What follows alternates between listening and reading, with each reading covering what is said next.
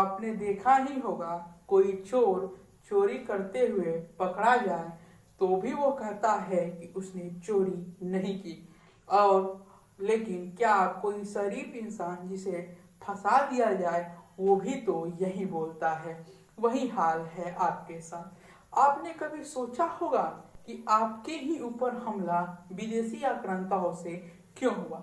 आप सोच रहे होंगे कि बात तो नादर लेपिड की, जो इजराइल के फिल्म कलाकार हैं, आए थे भारत के फिल्म फेस्टिवल में जो गोवा में आयोजित हो रहा था, और उन्होंने कश्मीर फाइल पर गलत बयानबाजी की थी। तो आप ये क्यों बता रहे हैं? बात साफ है, क्योंकि भारत पहले से ही अमीर था और आक्रांताकारी भारत आए और लूट कर लेके गए। फिर भी हम आज पांचवी अर्थव्यवस्था बन गए हैं। इससे नादों का क्या संबंध है? जरा रुकिए तो सही। संबंध ये है कि अब भी हम विदेशी सर्टिफिकेट को क्यों वैल्यू देते हैं। मान लीजिए कि कोई इंडेक्स आया, भुखमरी इंडेक्स, भारत 107 नंबर। ये सुनने के बाद हम चारों तरफ हल्ला करने लगते हैं कि भारत भुखमरी में इंडेक्स में बहुत आगे जा चुका है, मतलब भारत में अपार भुखमरी है। ये विदेशी शक्तियाँ होती है जो आपको इंडेक्स में कम करके अच्छा देश को भी खराब दिखाने की कोशिश करती है। और हम तो आज भी और पहले भी विदेशियों की बात मानते आए हैं, वरना पृथ्वीराज रासो में लिखी हुई इतिहास को की बात है कि पृथ्वीराज ने 21 बार मोहम्मद गोरी को पराजित किया था। भूलकर हम तराइन के 1 और 2 युद्ध ही पढ़ते हैं, जिसमें पृथ्वीराज पहले युद्ध में जीतते हैं और दूसरे में हार जाते हैं, और फिर हम बाद में चंदवार का युद्ध पढ़ते हैं।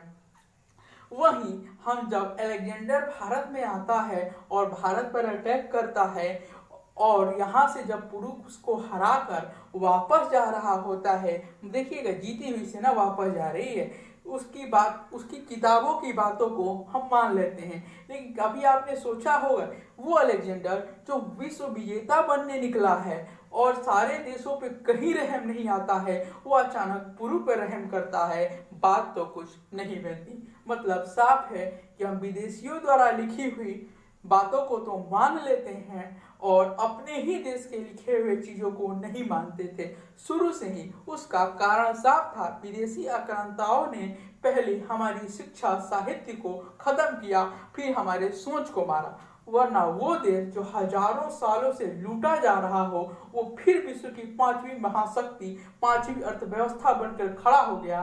अर्थात साफ है कि हम गरीब नहीं थे। उसी प्रकार जब इंडेक्स आता है तो हमारा इंडेक्स नीचे है और पाकिस्तान और बांग्लादेश का इंडेक्स ऊपर रहता है। कारण साफ है, क्योंकि हम ही उन्हें अनाज दे रहे हैं। और हम जानते हैं श्रीलंका को जो भारत खाने के लिए अनाज दे रहा था, उस श्रीलंका का इंडेक्स, भुखमरी इंडेक्स, भारत से ऊपर है। मतलब कुछ तो लोचा जरूर है। लेकिन ये बात हम कब समझेंगे या कभी समझ भी पाएंगे, ये बताना अभी मुश्किल है। लेकिन हमारे युवा वर्ग को ये बात तो समझ लेनी होगी कि गलती हमारी नहीं है। हमारी सोच को बहुत पहले से धीरे धीरे करके मारा जा रहा था और अभी भी मारा जा रहा है। नालंदा विश्वविद्यालय जैसी धरोहर तो खत्म हो चुकी थी। आज हमें अपनी पुरानी साहित्य और शिक्षा का कहीं ना कहीं से ज्ञान लेना पड़ेगा। आज हमारे जो समाज में पंडित हैं, 70% पंडित जो मंत्र का उच्चारण तो करते हैं, अर्थ जानते हैं, पर समझाते नहीं हैं। कारण साफ है कि हमारी जो शिक्षा व्यवस्था धीरे धीरे पाश्चात्य शिक्षा में कन्वर्ट हो गई है, और आज भी हम लोग इंग्लिश के शब्दों को ज़्यादा प्रयोग करते हैं। अभी देख लीजिए, अंग्रेजी की जगह मैंने इंग्लिश बोला। कारण साफ है कि हम पाश्चात्य शिक्षा में जा रहे हैं। ठीक है भैया, पाश्चात्य शिक्षा में जाइए, पर अपनी सोच को तो मत मारिए। हमारी सोच अच्छी होनी चाहिए। अब आप ये कहेंगे कि अब तक जो बात इजराइल की हो रही थी, हम इतने दूसरे टॉपिक पे क्यों चले गए? इजराइल की बात भी अब होगी। नवाब जो आए हैं वो कौन है, ये जानना बहुत बड़ी बात है। जो अपने देश का सगा नहीं हुआ वो आपका सगा क्या होगा।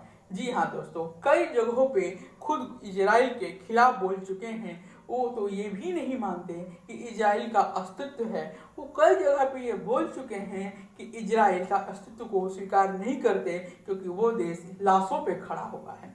वो खुद को शायद मुस्लिम ही मान लिए हो तो ये कहना उचित होगा, क्योंकि वो हमेशा से फिलिस्तीन का सपोर्टर रहे हैं। लेकिन आप सोच रहे होंगे ये तो भारत सरकार का कार्यक्रम था, और तब इसमें कौन आया। हाँ, और वो आया तो भारत सरकार अर्थात मोदी गवर्नमेंट ने ही बुलाया होगा। लेकिन उन्हें बुलाने के लिए जो भारत में कमेटी बनी थी वो कौन थी आप जानते हैं। हाँ, उसमें मौसमी राष्ट्रवादी से लेकर पुराने पापी थे। आप जानना चाहेंगे उसमें कौन थे, तो उसमें मनोज मुस्तफिर, इसके अलावा उसमें करण जौहर जैसे लोग थे। अब आप जानते ही हैं कि करण जौहर और ये दोनों क्या है। अगर मनोज के बारे में जानना होगा तो आप राम जी की नाम पे जो अभी आदि पुरुष आई थी उसके डायलॉग में उसके देख सकते हैं उन लोगों ने वहाँ पे क्या किया है। और करण जौहर, जितनी भारत में लौ जिहाद की फिल्में बनी हैं कहीं ना कहीं करण जौहर का तो हाथ होता ही है। और आमिर खान जैसे लोग भी शायद उसमें थे। और आमिर खान के बारे में आप अच्छी तरह से जानते हैं, जो जाकर हमारे सबसे बड़े दुश्मन देश तुर्की में खलीफा की सिफारिश करता हो, वो इंसान कैसा बना सकता है। लेकिन इसके तुरंत बयान के बाद इजराइल के दूतावास ने माफ़ी मांगी और बोला कि वो भारत के सपोर्टर हैं और भारत के अच्छे मित्र हैं। लेकिन अभी तक हमारी राष्ट्रवादी सरकार अर्थात बीजेपी हिंदुओं के पक्ष में नहीं आई है और ना ही अपना कोई बयान जारी किया है। हमें उनसे अनुरोध है या गुजारिश है कि आप ऐसा करेंगे और अच्छे ज्यूरी आगे से बनाने की कोशिश करेंगे, क्योंकि ये जो भी लोग हैं हमेशा से ही हिंदुओं के विपक्ष में रहे हैं। आप ही देश की वो जख्म खत्म ही नहीं हुआ था जब दिल्ली में अरविंद केजरीवाल की सरकार ने विधानसभा भवन में कश्मीर फाइल का मजाक उड़ाया था। आज फिर वही हुआ। आपको सोचना होगा, बढ़ना होगा और देखना होगा कि कौन क्या कर रहा है। यहाँ पे तो हमारी राष्ट्रवादी भाजपा भी हाथ खून से रंगे दिख रहे हैं, क्योंकि वो भी कुछ नहीं बोल रहे हैं। आगे सरकार बोलती है या नहीं देखना होगा। और कांग्रेस तो सीधे उसके समर्थन में ही है। और आप देख रहे होंगे कि हिंदू क्या अपने ही देश में दूसरे दर्जा का नागरिक बनते जा रहा है। ये सोचने वाली बात होगी। धन्यवाद।